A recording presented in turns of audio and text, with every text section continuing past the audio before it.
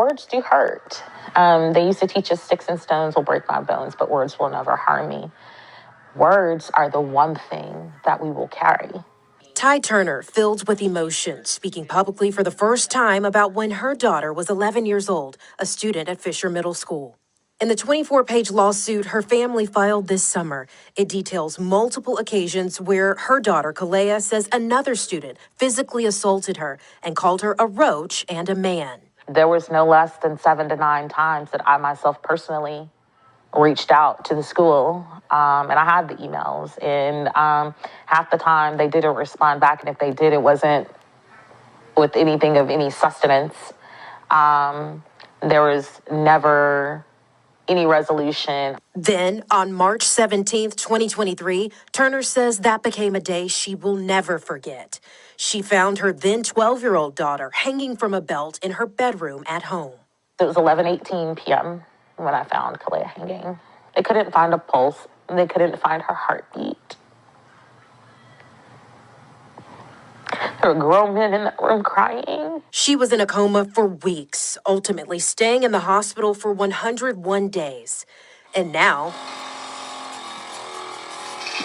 Kelaia requires a trach, feeding tube, and she's nonverbal. She can't lift her arms, legs, or torso and is completely dependent on her parents to function.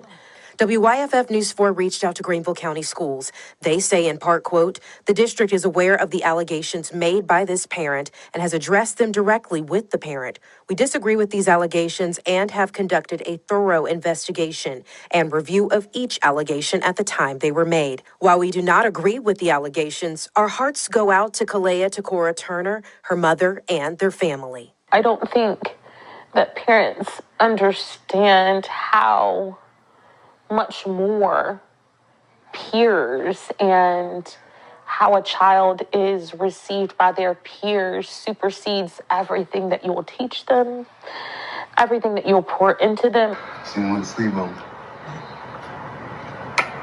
In the meantime, Ty says each day is a fighting chance as she keeps faith alive. They say all you need is faith the size of a mustard seed.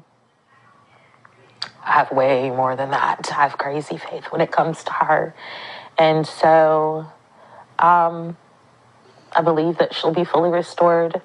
In Greenville County, Destiny Chance, WYFF News 4.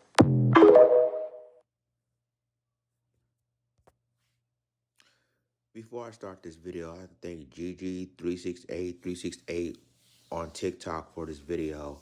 So YouTube removed my video talking about this story. And they don't want, I guess they felt like all of this is, too graphic or too seen. I don't know, someone reported. It really doesn't matter at this point. This 14-year-old girl, she was 12 at the time that she was bullied, but she's now 14, and she's got to go through all of this. And I told you in my previous report that it's not just students that was involved in this. It was also faculty, principal, everybody's involved in this situation. And so when you think about this little girl, and I told y'all that this wouldn't have happened if she was white. This wouldn't have happened at all. But this incident also happened in South Carolina. So you telling me that all the years she goes to this school, she's been bullying, calling her names, racial names, racial slurs, everything else. And that's not just because of the students that said this. It's also the teachers, the faculty that's saying all of this. And so, and YouTube removed my first video, but this, I want you guys to see what she looked like. And I'm glad it was on TikTok, so that everybody will see what happened to this little girl. And then, basically, I explained to you what went down.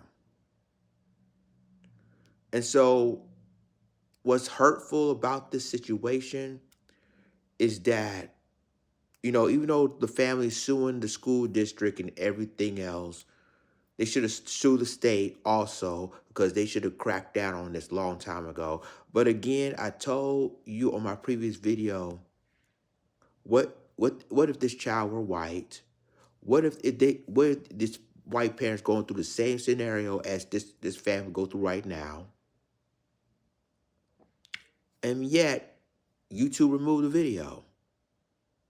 But hopefully they will move. They will not remove this video because again, it's all on TikTok, and basically the girl, you can see what she looked like and what she looked like now, thanks to the bullying and everything else. And I also say that she was, because of all the bullying, because of not just the students but the faculty, the principals bullying her as well. She was attempted self-deletion. And because of all of this is what happened to her now. And so yes, her family is raising a GoFundMe, paying for the the court costs and medical expenses, etc. This shouldn't have happened with a 12-year-old child now she's 14. This shouldn't have happened at all. And I also say that this mainly the reason why a lot of black parents has decided to do homeschooling because of stuff like this.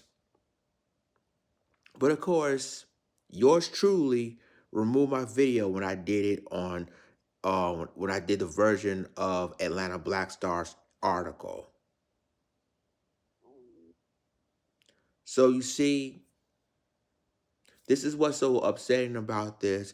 And I want other people to understand that kids like this, you know, we need as parents to, you know, seeing what we got to do more investigation. And yes, they do suing the school district. They need school to state as well. And I told you before, the kids that did this bullying need to be expelled, and the people that was involved in all of this need to be reprimanded and fired. But hey, YouTube remove that too, so that I guess it's because it's too graphic and everything, and so this is another version of it to let you guys know what happened to this little girl. And it's sad though. It's really, really sad, but it happens all the time when it comes to people that couldn't do any. I mean, it's bad enough that students are bullying this child, but the principal, the teachers also, that is unacceptable. Let me know what you think in the comments.